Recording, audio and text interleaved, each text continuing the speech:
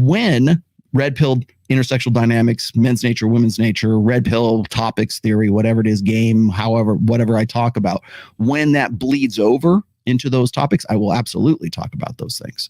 So it's the sort of the confluence between the two of them. I don't talk specifically about politics. I don't talk specifically about race. I don't talk specifically about a lot of the things that you'll see that are, you know, fundamentally political shows. And by the way, you'll see that those shows now are trying to lean over into what I do, right? What I've been doing for 20 plus years.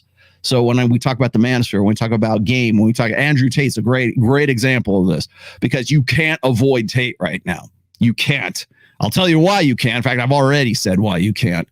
But I am fascinated by these guys who are, especially on the TradCon side of things, who are so overly impressed with Andrew Tate. And when he delivers pretty much the same message that I've been delivering for 20 plus years, they love that guy. And they love the hustle, and they like the bravado, and they like the, you know, the chutzpah, whatever you want to call it. They like that and the message. But when Raul Tomasi delivers the same message, it's bitter. It's too. It doesn't taste good. He's true. It's truthful anger, right? And I find it fascinating, especially when I look at like these sort of quote unquote entrepreneur, what we've called in the past as positivity. Positivity porn, right? Or success porn.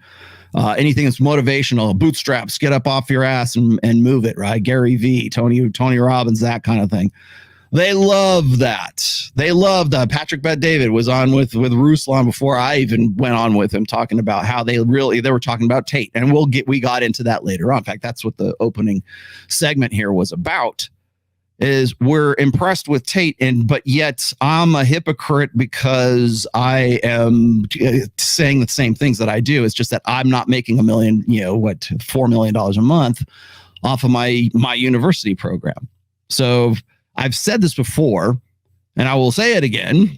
When you have, like, say, a guy like Joe Rogan, who, sold his show to Spotify for $100 million, and Spotify by increments sort of deletes his shows and the things that they don't think are like sort of politically correct, or they want to cancel certain aspects of, like, delete his show with like Jordan Peterson or whoever they think is like sort of a firebrand, and they don't want to have it on Spotify because the wokesies that work at Spotify don't want that, it hurts my feelings, when they get to that point.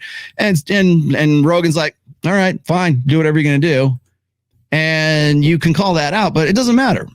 He made $100 million, right? $100 million. Okay, well, he's right about everything. Why? Well, $100 million.